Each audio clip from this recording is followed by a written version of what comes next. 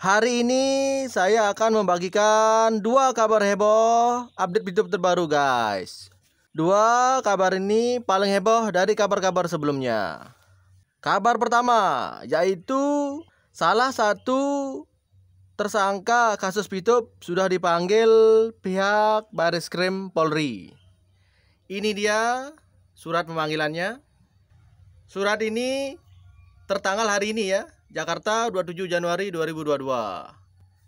Ini isi suratnya. Pertama dari kop surat dulu ya. Badan Reserse Kriminal Polri, Direktorat Tindak Pidana Ekonomi dan Khusus, Jalan Trunojoyo 3 Kebayoran Baru, Jakarta. Dengan nomor ini ya, sekian. Kemudian klasifikasi biasa. Kemudian perihal, guys, perihalnya permintaan keterangan. Adapun pihak yang dipanggil yaitu Saudari Miftahul Ulum yang beralamat di Dusun Paras Tembok, RT 4 RW 1, Desa Jambewangi, Kecamatan Sempu, Kabupaten Banyuwangi, Provinsi Jawa Timur. Kemudian kita lihat rujukannya ya. Silakan Anda baca, soalnya rujukannya panjang nih. Ada A sampai D. Kemudian kita lihat poin 2. Di sini ada kutipan, sehubungan dengan rujukan tersebut di atas, diinformasikan kepada saudara bahwa Subdit 5 Direktorat Tindak Pidana Ekonomi dan Khusus Bareskrim Polri sedang melakukan penyelidikan terhadap dugaan tindak pidana perdagangan, penipuan, penggelapan, dan penyebaran berita bohong melalui media elektronik sebagaimana dimaksud dalam pasal 9 Undang-Undang Nomor 11 Tahun 2020 tentang Cipta Kerja Perubahan atas Undang-Undang Nomor 7 Tahun 2014. Kemudian kita scroll ke bawah lagi. Poin pentingnya di sini, guys. Terjadi sejak bulan Juni 2020 hingga 17 Februari 2021 yang dilakukan oleh pengelola aplikasi VTube atau PT Future Biotech. Di sini kita garis bawahi ya. Kemudian kita lanjut ke poin 3. Guna kepentingan penyelidikan, mohon kehadiran saudari untuk menemui penyidik AKP Yogi Hardiman sekian ke nomor HP sekian untuk didengar keterangannya yang akan dilaksanakan pada hari tanggal Kamis 3 Februari 2022, berarti bulan depan ya. Sekarang kan masih Januari. Pukul 10. Tempat kantor Subdit 5 di Tip Pideksus Bareskrim Polri yang beralamat di Awaludin Jamin, lantai 5. Sekian. Kemudian poin 4. Demikian untuk menjadi maklum dan atas kerjasamanya diucapkan terima kasih. Di sini ada tembusan. Dear TP Deksus Bareskrim Polri. Hal ini membuktikan bahwa laporan pihak Mayoni dan SPI tidak main-main.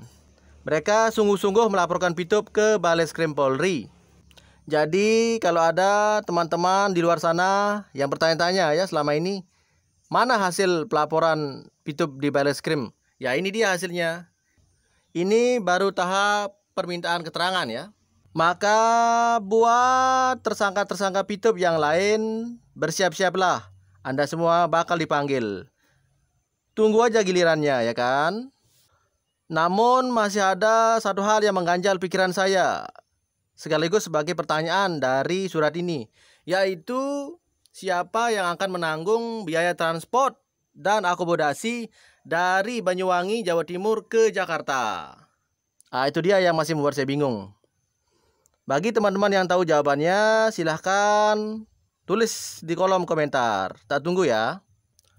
Kabar heboh kedua datang dari postingan terbaru Mbak Yunita Atmojo sebagai First Diamond VTube Indonesia dan Sosialita Cantik Nyentrik VTube. Oke, langsung saja kita simak. Sahabat-sahabatku semua, mohon maaf sepertinya ada yang tidak berkenan jika saya memperjuangkan VTube.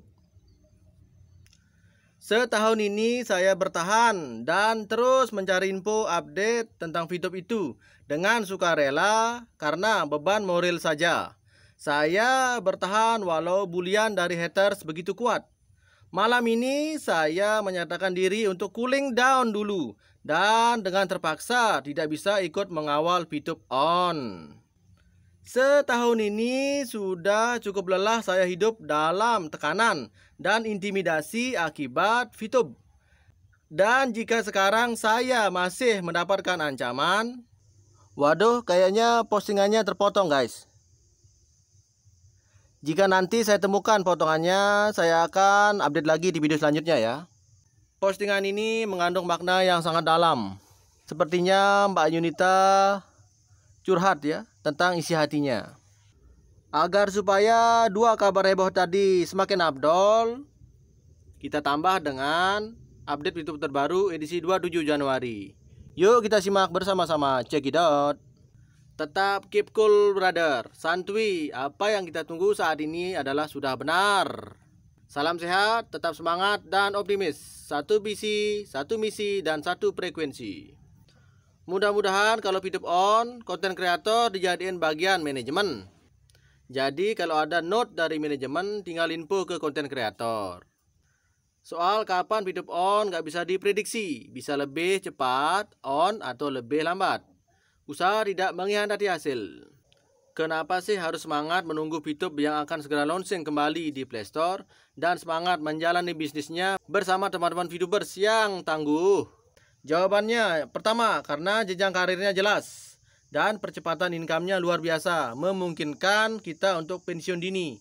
Alasan kedua, karena income-nya pasti bisa diwariskan kepada keluarga tercinta. Jadi kerja keras kita nggak akan sia-sia karena income yang kita hasilkan pasti bisa diteruskan untuk keluarga. Alasan ketiga, bisnisnya dan cara menjalankan misinya dapat dilakukan oleh siapa saja.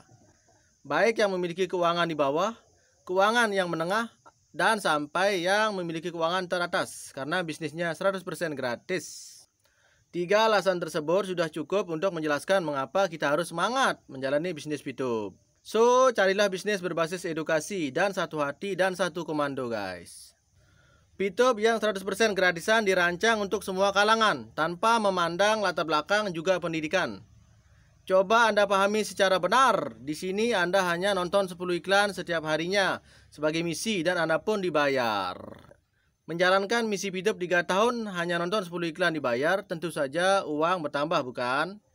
Di sisi yang lain Anda juga bisa jalankan bisnis yang lain selain VTube tanpa menghambat pekerjaan Anda yang lainnya. Jika Anda seorang pebisnis, taruh kata seperti membuka usaha serta modalnya gratisan dan menjanjikan tentu Anda tidak akan menyanyiakan peluang ini karena akan memutuskan rantai kemiskinan. Kemudian yang paling esensi dari semua itu adalah ada sisi edukasi yang kental, yakni satu hati dan satu komando. Sebuah peluang usaha atau bisnis jika ada sisi edukasi memiliki histori yang tidak mudah mati di telan zaman. Itulah sebabnya kenapa saya dan teman-teman VTubers yang lainnya tidak henti-hentinya mengedukasi pentingnya untuk melihat peluang ini. Karena bisnis VTube akan menjadi bisnis berbasis online yang terbesar di Indonesia. Salam peduli masa depan. Sabar, sabar, dan sabar. VTube akan segera kembali. Kita hadapi hal seperti ini dengan dewasa. Kalau VTube belum on, berarti belum beres masalahnya. Capek bahas VTube dari tahun lalu. Sudah, ikhlaskan saja. Ikhlaskan ini bagi yang fast track ya. Apakah Anda rela uang Anda hilang begitu saja? Main ikhlasin aja, mana tanggung jawabnya? Terus lu buat aplikasi setelah bermasalah, lu cuma bilang sudah lupakan saja. Capek lah inilah. Nggak bisa gitulah, kalau nggak ada yang bahas malah akan tenggelam seterusnya. Selama VTube masih belum menyelesaikan tanggung jawabnya, jangan berhenti untuk bersuara, biar nggak hilang begitu saja. Setuju guys? Katanya kita jangan khawatir, VTube legal 100%, pasti on kok. Tolong ya, logikanya dibenerin dulu. Betapa banyak perusahaan legal yang bangkrut gara-gara kesulitan keuangan. VTube itu legal tetapi lagi kesulitan keuangan. Jadi pahami kondisinya ya. VTube itu tidak pernah bangkrut guys. Yang bangkrut itu para membernya, betul? Nggak ada dasarnya VTube bangkrut. VTube disetting untuk long life selamanya. Tidak ada hidup yang bersih dari hambatan. Mengatasi hambatan itulah yang membuat kita disebut berhasil. Surat legalitas VTube bulan April 2022 habis masa berlakunya. Apakah ada tindakan manajemen untuk mewujudkan janjinya, yaitu menyambung legalitas resminya dan member dibayar sesuai janji? Kalau Anda tidak suka, ya setidaknya kita sebagai manusia harus saling menghargai dan menghormati. Sudah hampir 1 tahun, yaitu 15 Februari 2021.